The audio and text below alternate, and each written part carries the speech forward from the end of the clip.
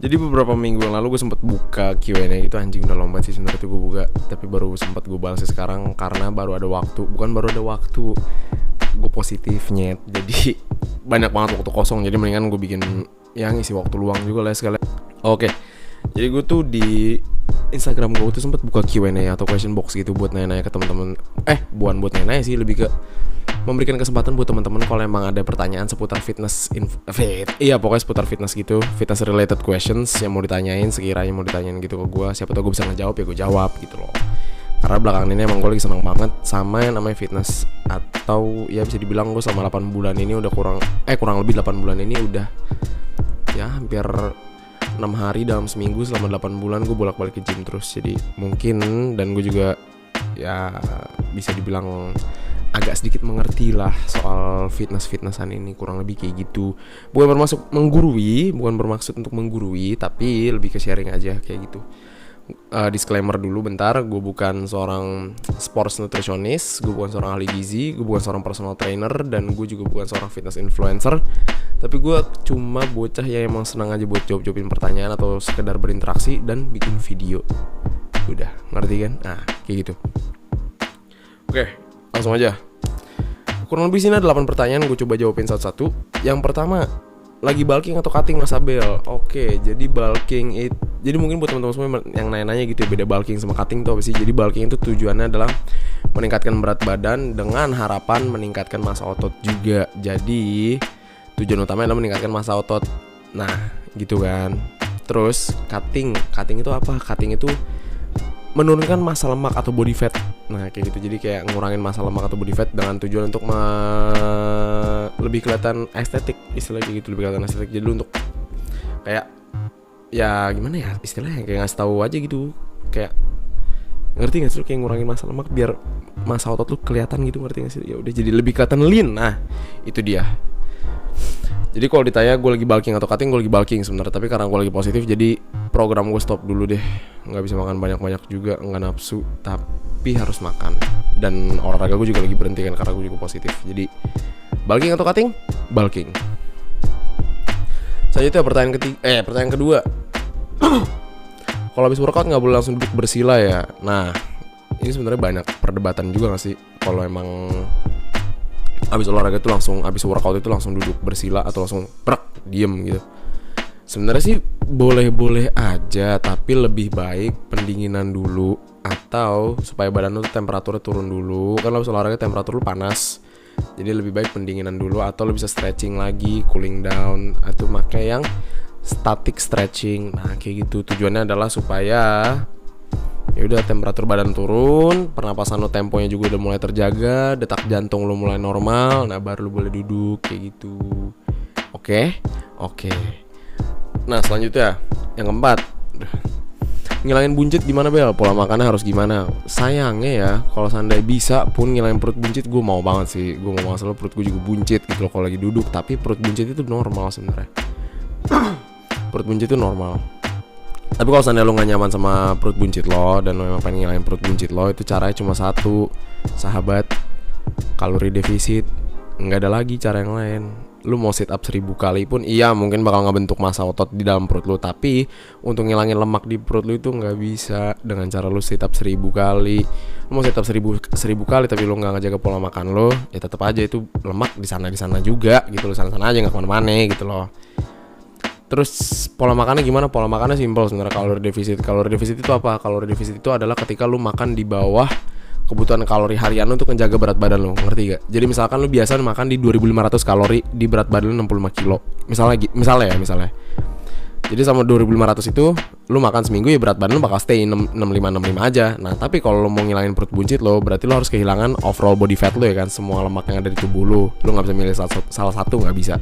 Jadi caranya adalah kalori defisit. Kalori defisit itu tadi udah gue bilang, lu makan di bawah kebutuhan kalori lu atau maintenance kalori lu. Jadi misalnya lu makan biasanya di 2500, lu cut aja dari situ 200, 300, bisa 500 sebenarnya bisa, tapi kalau menurut gue 500 itu terlalu ekstrim. Terus juga selama perjalanan mungkin lu bakal kehilangan massa otot juga, dan kita nggak mau kehilangan massa otot ya kan. Ya udah, jadi 200-300 lu cut dari kebutuhan kalori lu, jadi lu makan di 2200-2300 itu udah cukup. Ya udah, nikmatin aja prosesnya dari situ. Lu mulai track semuanya, kalau udah Udah nikmatin aja, tungguin hasilnya. Kalau emang lu ngerasa nggak turun-turun, lu tambahin NEAT. NEAT itu apa? Itu non exercise activities thermogenesis. Jadi itu kayak jalan kaki, nyuci baju, nyuci piring, itu semua masuknya ke NEAT. Jadi bukan yang bukan yang masuk olahraga, bukan. Pokoknya intinya non exercise activity thermogenesis, ya gitu, kayak nyuci piring dan lain sebagainya kayak gitu. Itu efektif banget buat nurunin massa lemak kayak gitu. Terus selanjutnya, gimana cara olahraga tapi nggak mau capek? Main poker lah. Terus lanjutnya pertanyaan kelima, kalau perut buncit enaknya olahraga apa bang? Perut buncit tergantung program mau ngapain dulu. Kalau emang mau ngilangin massa lemak, mau nurunin massa lemak, ya kalori defisit, olahraganya apa aja bebas. Makanya ini pertanyaan agak rancu sih sebenarnya. Kalau perut buncit enaknya olahraga apa bang? Atau mungkin maksud lo olahraga buat perut kali ya, abs exercise gitu, banyak kok di YouTube kalau abs exercise gitu-gitu. Banyak yang bagus juga. Tapi kalau untuk ngilangin perut buncit, ya kalori defisit, pola makannya dijaga, penuhi kebutuhan asupan protein gitu. Jangan takut makan nasi, sumpah nasi itu baik kok. Semua nasi itu adalah tenaga, nasi adalah karbo adalah tenaga. Calories are calories man. Terus selanjutnya, pemanasan sebelum nge-gym. Pemanasan sebelum nge-gym itu penting banget. Sekali lagi itu penting banget. Yang pertama untuk selain buat manasin sendi-sendi lo, manasin otot yang mau lo kerjain hari itu, juga meminimalisir cedera. Penting banget sih, kayak lu nggak mau kan lu lagi bench press gitu tiba-tiba lu dislok shoulder lu, wah amit-amit jangan deh. Atau lagi squat gitu ya kan, terus dengkul lu cetak bunyi gitu, nggak enak ya kan, nggak nyaman lu squat ya, lu juga nggak nyaman bench press. Nah itulah kenapa pemanasan itu penting. Pemanasan itu kayak gimana, macam-macam menurut gue. Varian pemanasan itu ada banyak ya macamnya. Salah satunya ada dynamic stretching, ada static stretching, sama langsung pakai beban. Kalau pakai beban itu biasanya lu, kalau gue pribadi tuh lebih senang langsung pakai beban. Jadi bebannya ringan, tapi gue rasain bener-bener tuh otot yang mau gue latih hari itu juga. Jadi supaya yaudah supaya enak aja gitu ngangkat bebannya, ngerti gak sih lu? Nah ya kayak gitu. Kalau dynamic stretching itu beda sama static stretching. Static stretching itu lebih ke pemanasan yang kayak gini nih, kayak lu lagi olahraga dulu tuh waktu SMA, SMP, SD. Ini static stretching, jadi lebih ke diem gitu loh. Ya itu static stretching. Kalau dynamic stretching itu lo selain manasin otot tertentu, lu juga manasin sendi yang fungsi untuk ngegerakin otot itu, ngerti gak sih lo? Jadi kayak misalkan lu mau leg day, lu manasannya nih kaki lu yang kayak set. Nah itu dynamic stretching masuknya kayak gitu. Jadi selain manasin otot, manasin sendi lu juga. Sendi itu biar anget supaya nanti lu pas workout enak sendinya, jadi kayak bread and butter smooth gitu loh, kayak enak deh kalau pemanasan. Ini jadi kangen nge-gym gue. Oke lanjut, kreatin atau gainer bang? Kalau bisa duduk kenapa harus satu? Tapi kalau gue disuruh pilih kreatin atau gainer, gue lebih prefer kreatin. Kenapa? Karena gue ngerasa gue makan sehari-hari itu bisa tanpa dengan bantuan gainer, tanpa bantuan suplemen lain gitu. Tapi yang gue butuhin kreatin sih. Jadi ini penjelasan singkat ya.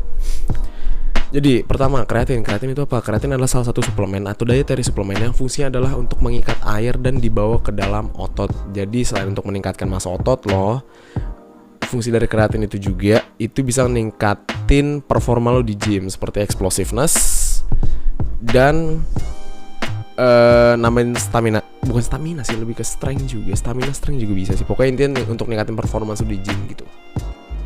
Cara pemakaian kreatin juga standar sih, ada yang loading phase, ada yang 5 gram per hari, macam-macam kayak gitu.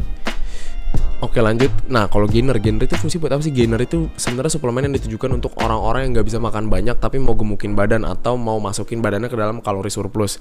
Nah ini balik lagi, kalau mau ngilangin massa lemak, lo harus berada di kalori defisit. Kalau lo mau ningkatin massa otot, lo harus berada di kalori surplus. Sebenarnya nggak harus berada di kalori surplus sih sebenarnya.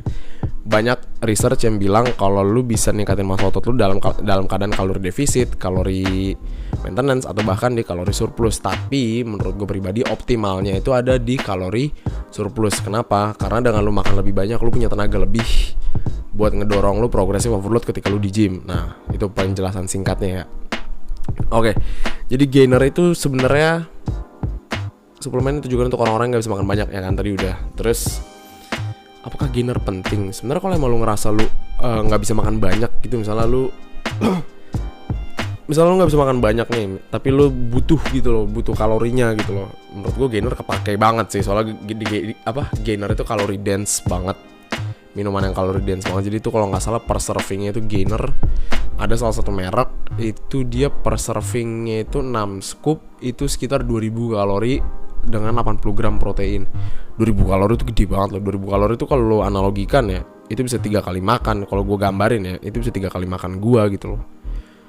Kalau lu bagi jadi telur 2000 kalori lu bagi telur dapat berapa butir, berarti kurang lebih itu telurnya dapat 20 biji telur. 20 biji telur banyak bacong. Itu banyak ya. Satu telur tuh enggak salah kalorinya 110 deh. Ya kurang lebih segitulah ya. Terus last steroid kuy dari ini namanya bukan pertanyaan sih, ini lebih ke ngajak. Ya, steroid kuy, lu lebih ngajak anjing. Jadi enggak mau. Lu kalau ngajak gue steroid enggak. Gue natural. Sejauh ini natural. Tapi enggak tahu ke depannya. Let's hope so. Semoga masih natural ya. Sebenarnya gue gak ngerti nih orang tuh masalah apa sih sampai mau ngajakin steroid anjing. Jadi buat lu pada steroid itu yang enggak tahu apa steroid itu, gue jelasin secara singkat. Steroid itu adalah performance enhancement drugs atau PEDs yang tujuannya yang ngebantu sih sebenarnya, ngebantu lu banget dalam lu untuk mencapai fitness goal lu gitu loh. Atau mungkin misalnya lu mau kompetisi ke misalnya kemana, ke Mr. Olympia gitu misalnya, ya bisa aja lu pakai steroid kayak gitu. Misalnya hop on a cycle sebutan gitu sih kalau anak-anak gym. Jadi steroid itu sebenarnya kayak simpelnya kayak obat-obatan yang menginjeksikan salah satu substance yang kurang lebih mirip sama hormon testosteron yang ada di cowok. Nah kayak gitu. Tujuannya adalah untuk macam-macam. Setahu gue steroid itu ada 2 fungsi deh, androgenik sama anabolik. Androgenik itu masculinizing, anabolik itu growth promoting atau ningkatin kayak madetin bone structure, ningkatin massa otot, itu masuknya ke anabolik. Terus kalau yang tadi androgenik atau masculinizing itu dia biasanya ngubah aku mati. Jadi balik lagi ke tadi tuh kalau nggak salah sampai ke androgenik sama anabolik deh. Androgenik itu lebih ke pita suara. Setahu gue sih kayak gitu androgenik. Coba kita cari ya sebentar. Iya benar. Androgenik itu lebih ke pelebaran pita suara. Jadi kayak suaranya bakal jadi lebih berat kayak gitu setelah menggunakan testosteron atau test. Oke, that's it. Udah sih itu semua udah kejawab pertanyaannya. Jadi kalau emang ada yang mau tanya lebih lanjut mungkin bisa taruh di kolom komentar. Bisa taruh kolom komentar anjing, YouTuber lu. Iya, nggak tahu sih. Kayak ini bakal gua upload di IGTV atau di YouTube, gua nggak tahu. Jadi mungkin dimanapun ini diupdate disitulah kalian nonton ya. Jadi udah sekian dari saya. Peace out.